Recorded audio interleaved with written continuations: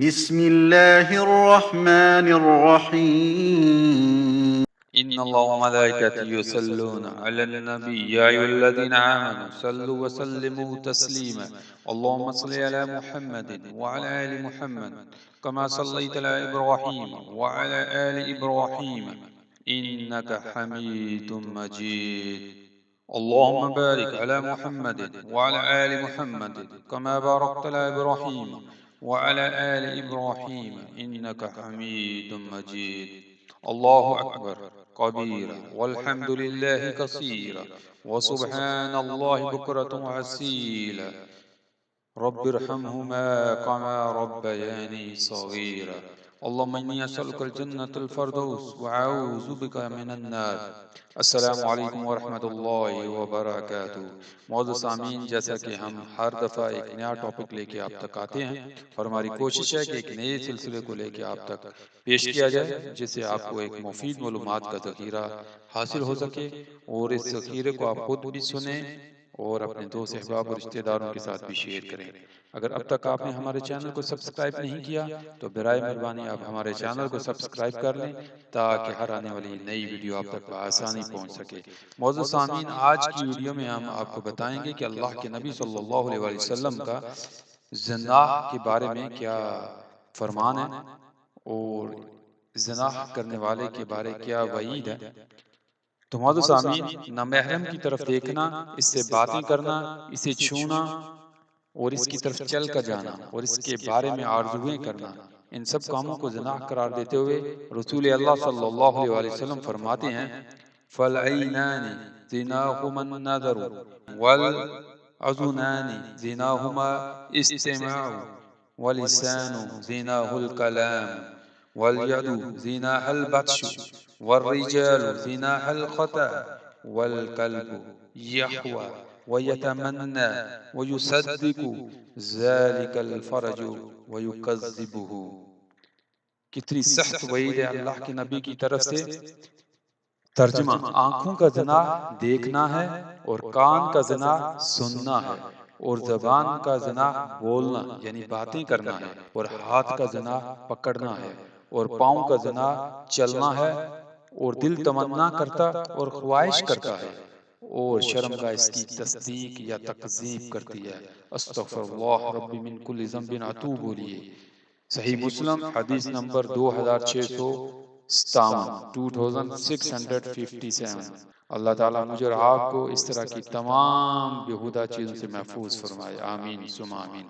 آگے چلتے ہیں معزز سامعین، اس حدیث مبارکہ سے واضح ہوتا ہے کہ نامحرم کی طرف دیکھنا آنکھوں کا زنا ہے اور اس سے باتیں کرنا زبان کا زنا ہے اور دل میں آرزویں اور تمنے لانا اور تصورات و خیالات پیدا کرنا نفس کا زنا ہے اور نامحرم سے خلوت نشینی تو بہت ہی خطرناک ہے، یعنی کہ یہ انسان کو حقیقت میں زنا کے قریب لے جاتی ہے، حتیٰ کہ انسان وہ کر بیٹھتا ہے جس کے بارے اتنی سخت وعیدیں بتائی گئی ہیں۔ آگے چلتے ہیں معزز سامعین، رسول اللہ صلی اللہ علیہ وسلم کا فرمان ہے اللہ لا يحلون رجل بامرأة الا كان ثالثهما الشیطان۔ ترجمہ: جب بھی کوئی مرد کسی عورت کے ساتھ تنہائی میں ہوتا ہے تو ان دونوں کے ساتھ تیسرا شیطان ضرور ہوتا ہے۔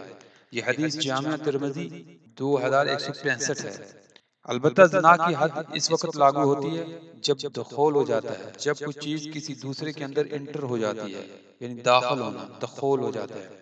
سیدنا جابر بن عبداللہ رضی اللہ تعالیٰ عنہ فرماتے ہیں یہودی اپنے ایک مرد اور ایک عورت کو جنہوں نے زنا کیا تھا لے کر نبی صلی اللہ علیہ وسلم کے پاس آئے تو آپ صلی اللہ علیہ وسلم نے فرمایا تم میں سے جو زیادہ علم والے دو مرد ہیں انہیں میرے پاس لاؤ، تو وہ سوریہ کے دو بیٹوں کو لے آئے۔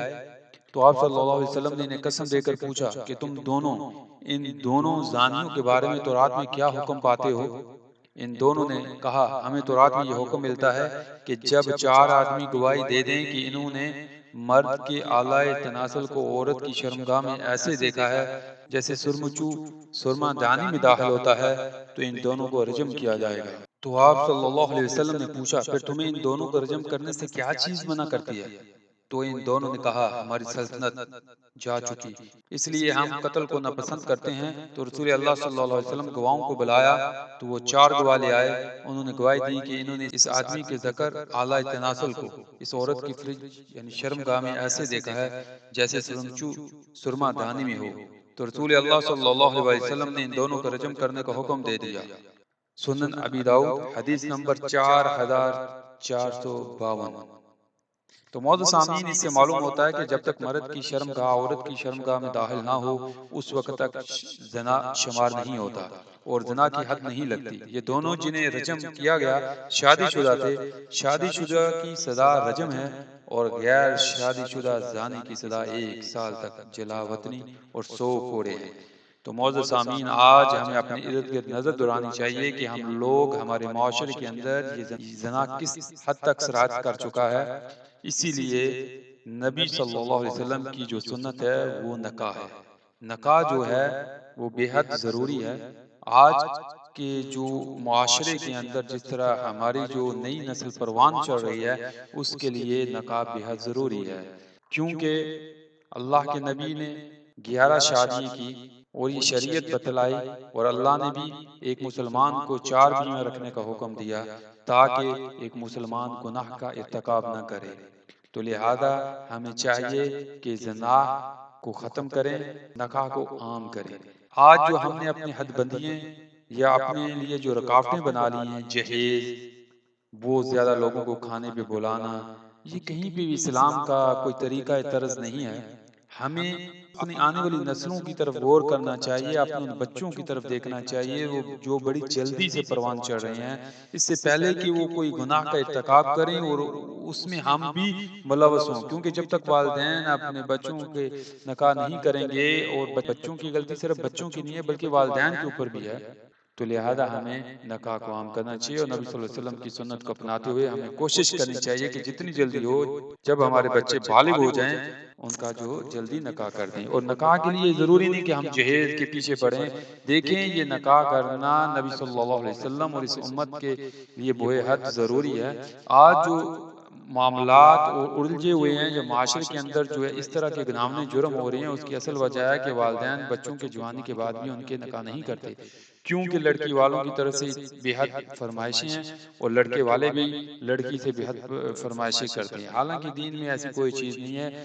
جہاں تک میں نے پڑھا ہے یا میرا ناقص العلم ہے اس کے مطابق ایک صحابی کے پاس دینے کے لیے کچھ بھی نہیں تھا، اللہ کے نبی نے فرمایا کہ اس عورت جس سے تمہارا نکاح ہونا ہے یا جس سے تم نکاح کرنا چاہتی ہے اسے لے بلاؤ۔ تو آپ صلی اللہ علیہ وسلم نے فرمایا تمہارے پاس کیا ہے دینے کے لیے حق مہر میں؟ تو صحابی نے کہا میرے پاس کچھ بھی نہیں ہے۔ تو اللہ کے نبی نے فرمایا کیا تجھے قرآن کی کون سی ضرورت آتی ہے؟ تو اس نے فرمایا مجھے سورۃ اخلاص آتی ہے۔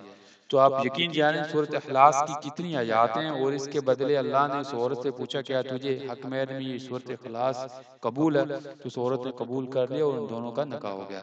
اس سے زیادہ ہمیں اپنے معاشرے کے اندر اپنے بچوں کے لیے نکاح کرنے کے لیے اور کون سا آسان طریقہ چاہیے؟ غور کیجئے، یہ آج جو ہمارے بچے ہیں اگر ان کا ہم نے نکاح نہ کیا تو یہ آنے والی جو ٹائم ہے اس کے اندر مزید آنے والی نسلیں برباد ہوں گی۔